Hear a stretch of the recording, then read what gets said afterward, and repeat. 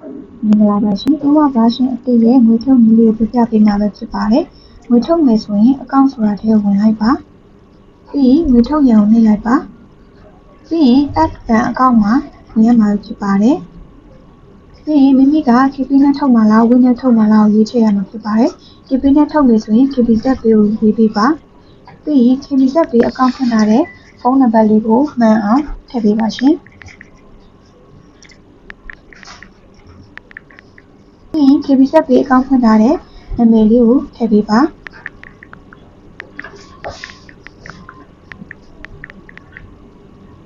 ရှေ့ဆိုတာလေးကိုနှိပ်ပေးပါ။ဘဏ်အကောင့်ထည့်ပြီးသွားပြီဆိုရင်ငွေထုတ်မဲ့ပမာဏမှာမိမိထုတ်ချင်တဲ့ငွေထုတ်ပမာဏကိုရိုက်ထည့်ပေးပါရှင်။ပြီးရင်ဘဏ်အကောင့်ကိုတစ်ချက်ပြန်နှိပ်ပေးပါ။ပြီးရင်ငွေထုတ်ရန်ဆိုတာလေးကိုနှိပ်လိုက်ရင်ရပါပြီရှင်။ထုတ်မှတ်တမ်းလေးတွေကိုပြန်ဝင်ကြည့်လိုက်ပါရှင်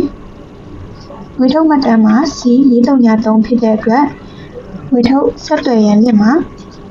W3 လင့်ကိုဆက်သွယ်ရမှာပဲဖြစ်ပါတယ်ရှင်။ကျေးဇူးတင်ပါတယ်ရှင်။